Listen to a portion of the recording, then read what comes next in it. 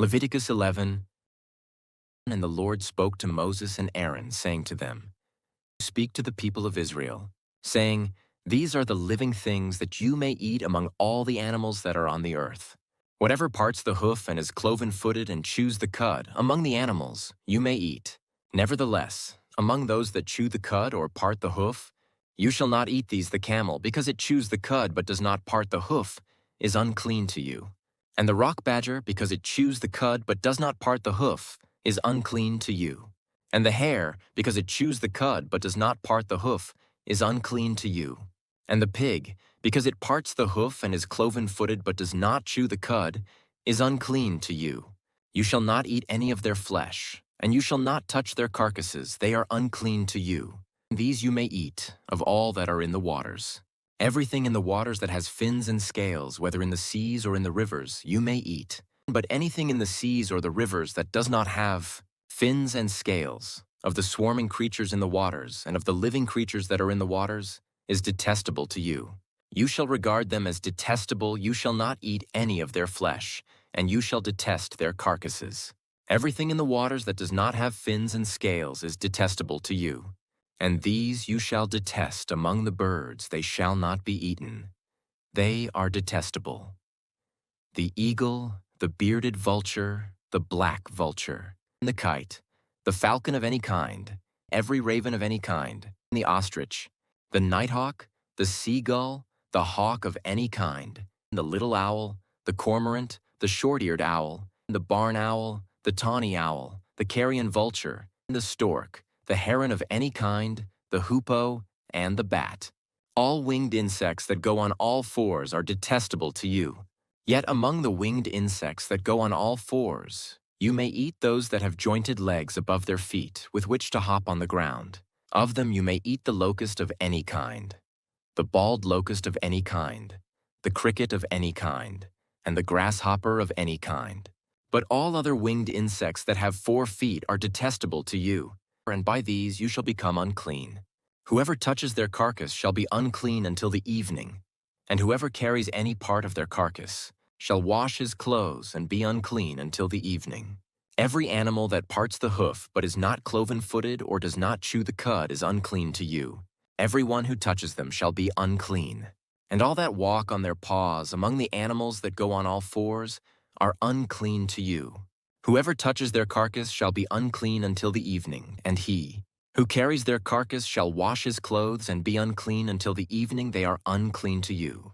And these are unclean to you among the swarming things that swarm on the ground: the mole rat, the mouse, the great lizard of any kind, the gecko, the monitor lizard, the sand lizard, and the chameleon.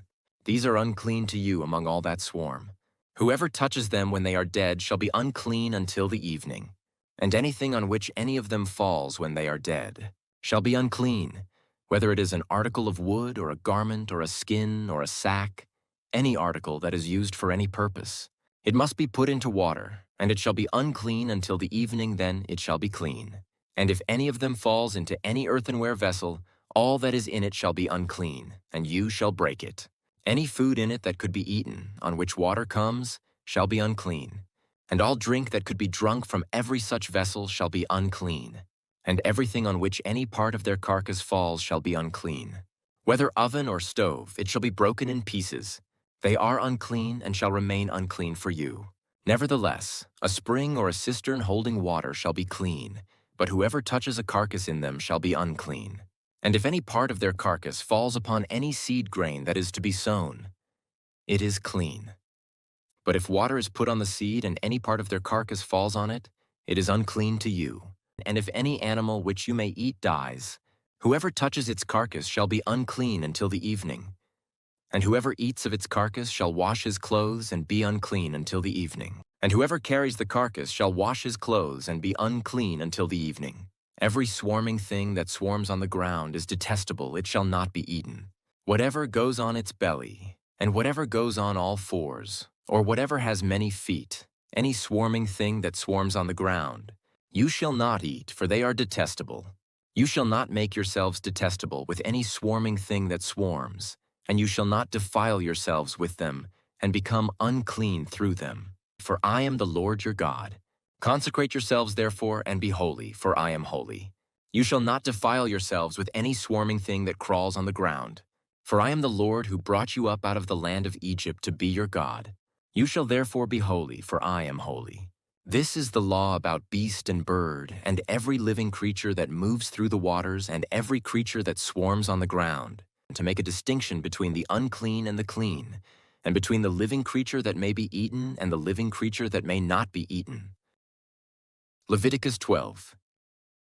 The Lord spoke to Moses, saying, Speak to the people of Israel, saying, If a woman conceives and bears a male child, then she shall be unclean 7 days. As at the time of her menstruation, she shall be unclean. And on the 8th day, the flesh of his foreskin shall be circumcised.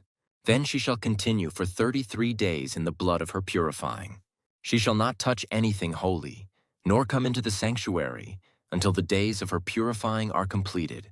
But if she bears a female child, then she shall be unclean 2 weeks, as in her menstruation. And she shall continue in the blood of her purifying for 66 days. And when the days of her purifying are completed, whether for a son or for a daughter, she shall bring to the priest at the entrance of the tent of meeting a lamb a year old for a burnt offering, and a pigeon or a turtle dove for a sin offering. And he shall offer it before the Lord and make atonement for her. Then she shall be clean from the flow of her blood.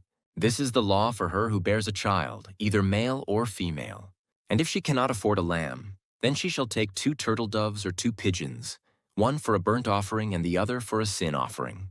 And the priest shall make atonement for her, and she shall be clean. Leviticus 13. The Lord spoke to Moses and Aaron, saying, When a person has on the skin of his body a swelling or an eruption or a spot, and it turns into a case of leprous disease on the skin of his body, then he shall be brought to Aaron the priest or to one of his sons, the priests, and the priest shall examine the diseased area on the skin of his body.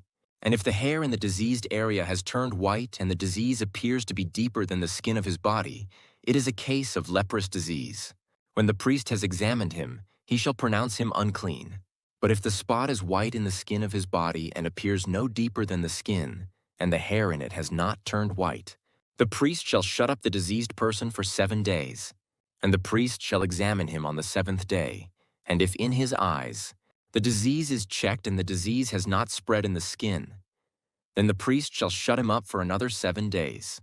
And the priest shall examine him again on the 7th day, and if the diseased area has faded and the disease has not spread in the skin, then the priest shall pronounce him clean.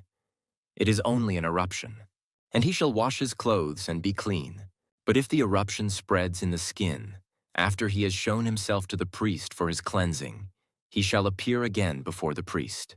And the priest shall look, and if the eruption has spread in the skin, then the priest shall pronounce him unclean. It is a leprous disease. When a man is afflicted with a leprous disease, he shall be brought to the priest, and the priest shall look. And if there is a white swelling in the skin that has turned the hair white, and there is raw flesh in the swelling, it is a chronic leprous disease in the skin of his body, and the priest shall pronounce him unclean. He shall not shut him up, for he is unclean. And if the leprous disease breaks out in the skin, so that the leprous disease covers all the skin of the diseased person from head to foot, so far as the priest can see, then the priest shall look, and if the leprous disease has covered all his body, he shall pronounce him clean of the disease. It has all turned white, and he is clean. But when raw flesh appears on him, he shall be unclean. And the priest shall examine the raw flesh and pronounce him unclean. Raw flesh is unclean, for it is a leprous disease. But if the raw flesh recovers and turns white again, then he shall come to the priest. And the priest shall examine him, and if the disease has turned white, then the priest shall pronounce the diseased person clean. He is clean. If there is in the skin of one's body a boil, and it heals, and in the place of the boil there comes a white swelling or a reddish-white spot, then it shall be shown to the priest. And the priest shall look, and if it appears deeper than the skin and its hair has turned white, then the priest shall pronounce him unclean. It is a case of leprous disease that has broken out in the boil. But if the priest examines it and there is no white hair in it, and it is not deeper than the skin but has faded, Then the priest shall shut him up 7 days. And if it spreads in the skin, then the priest shall pronounce him unclean. It is a disease. But if the spot remains in one place and does not spread, it is the scar of the boil, and the priest shall pronounce him clean. Or when the body has a burn on its skin, and the raw flesh of the burn becomes a spot, reddish white or white, the priest shall examine it. And if the hair in the spot has turned white and it appears deeper than the skin, then it is a leprous disease. It has broken out in the burn, and the priest shall pronounce him unclean. It is a case of leprous disease.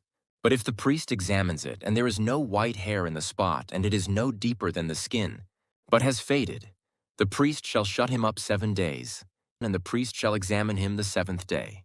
If it is spreading in the skin, then the priest shall pronounce him unclean. It is a case of leprous disease. But if the spot remains in one place and does not spread in the skin, but has faded, it is a swelling from the burn, and the priest shall pronounce him clean, for it is the scar of the burn. When a man or woman has a disease on the head or the beard, the priest shall examine the disease. And if it appears deeper than the skin, and the hair in it is yellow and thin, then the priest shall pronounce him unclean. It is an itch, a leprous disease of the head or the beard. And if the priest examines the itching disease, and it appears no deeper than the skin, and there is no black hair in it, then the priest shall shut up the person with the itching disease for 7 days. And on the 7th day the priest shall examine the disease. If the itch has not spread, and there is in it no yellow hair, and the itch appears to be no deeper than the skin, then he shall shave himself. But the itch he shall not shave, and the priest shall shut up the person with the itching disease for another 7 days. And on the 7th day the priest shall examine the itch, and if the itch has not spread in the skin, and it appears to be no deeper than the skin, then the priest shall pronounce him clean. And he shall wash his clothes and be clean. But if the itch spreads in the skin after his cleansing, then the priest shall examine him, and if the itch has spread in the skin, the priest need not seek for the yellow hair. He is unclean. But if in his eyes the itch is unchanged, and black hair has grown in it, the itch is healed, and he is clean, and the priest shall pronounce him clean. When a man or a woman has spots on the skin of the body, white spots, the priest shall look. And if the spots on the skin of the body are of a dull white, it is leukoderma that has broken out in the skin. He is clean. If a man's hair falls out from his head, he is bald, he is clean. And if a man's hair falls out from his forehead, he has baldness of the forehead, he is clean.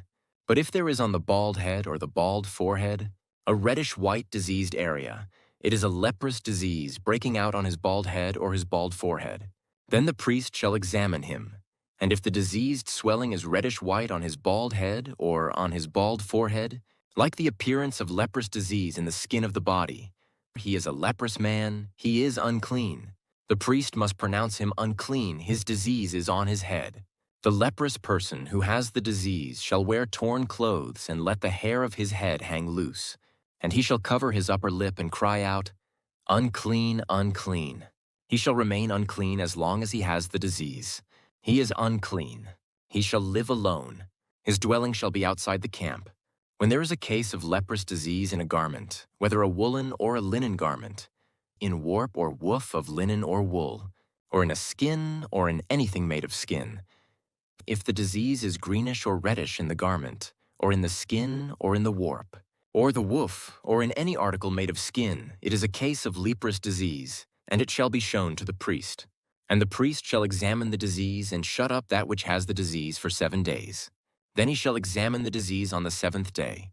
If the disease has spread in the garment, in the warp or the woof, or in the skin, whatever be the use of the skin, the disease is a persistent leprous disease. It is unclean.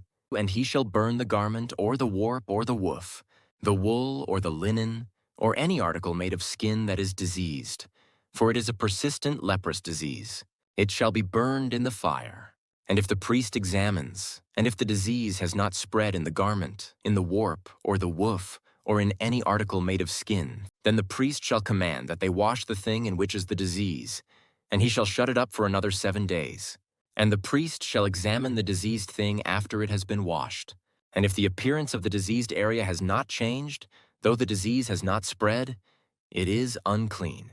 You shall burn it in the fire. whether the rot is on the back or on the front. But if the priest examines, and if the diseased area has faded after it has been washed, he shall tear it out of the garment or the skin or the warp or the woof.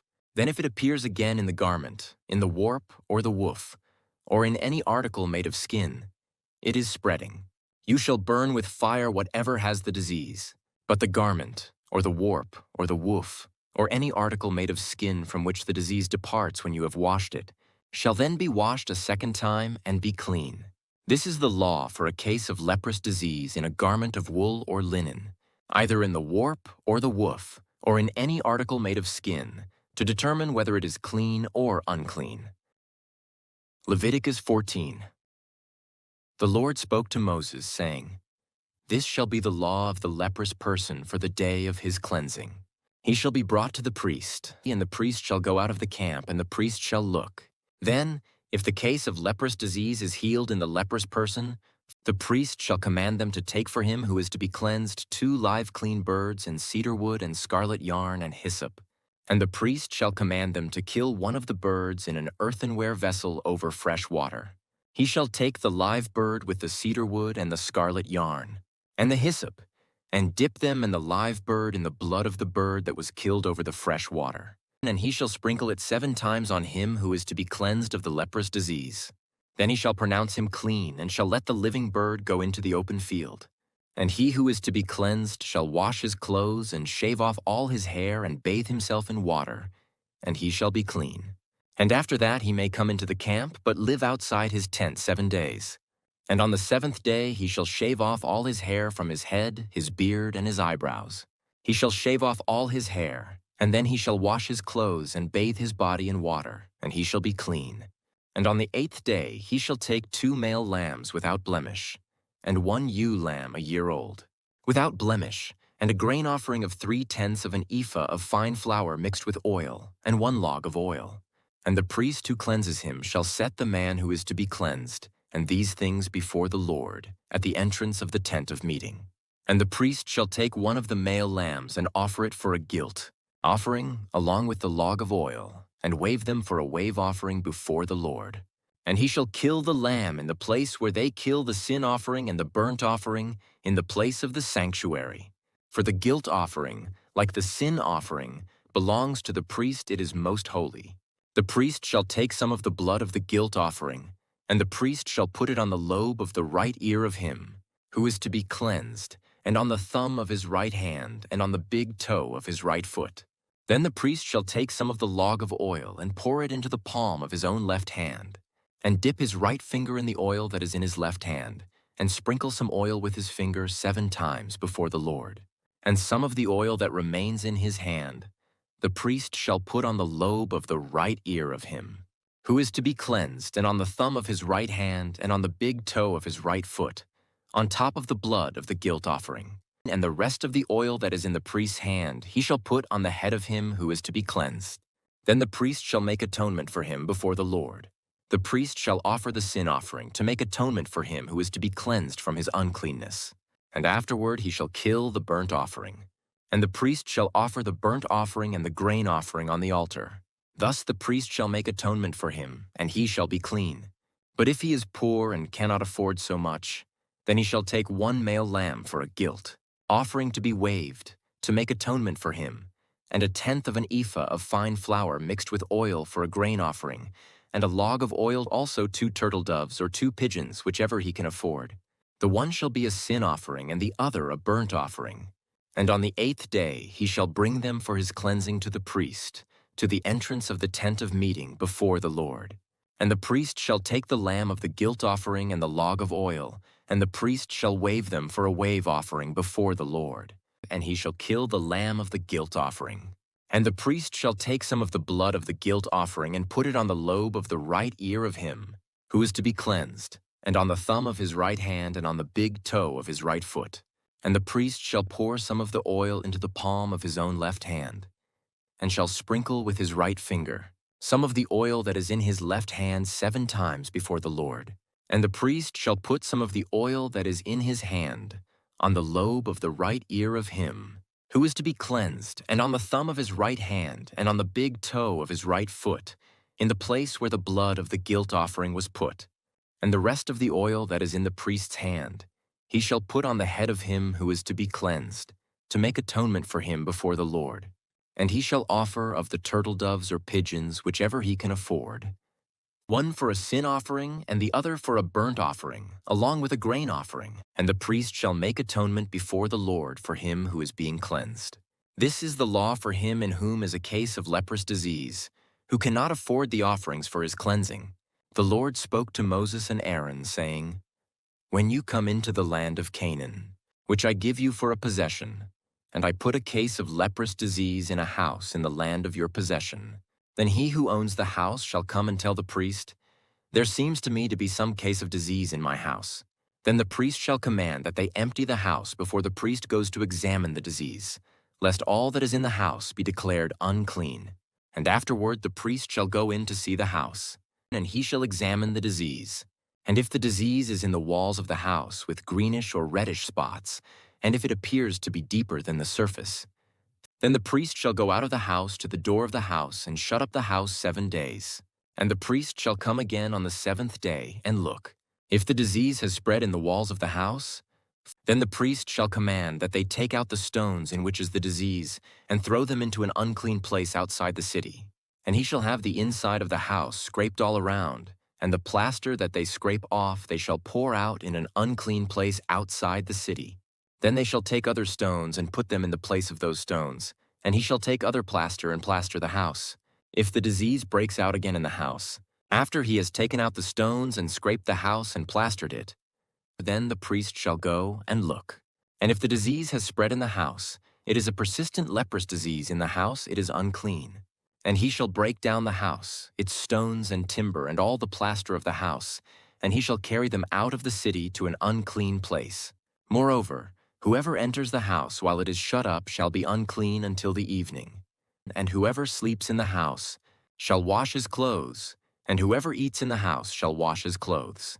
But if the priest comes and looks, and if the disease has not spread in the house after the house was plastered, then the priest shall pronounce the house clean, for the disease is healed. And for the cleansing of the house he shall take 2 small birds, with cedar wood and scarlet yarn and hyssop, and shall kill one of the birds in an earthenware vessel over fresh water, and shall take the cedar wood and the hyssop and the scarlet yarn, along with the live bird, and dip them in the blood of the bird that was killed and in the fresh water, and sprinkle the house 7 times. Thus he shall cleanse the house with the blood of the bird, and with the fresh water, and with the live bird, and with the cedar wood and hyssop and scarlet yarn. And he shall let the live bird go out of the city into the open country. So he shall make atonement for the house, and it shall be clean. This is the law for any case of leprous disease for an itch, for leprous disease in a garment or in a house, and for a swelling or an eruption or a spot, to show when it is unclean and when it is clean. This is the law for leprous disease.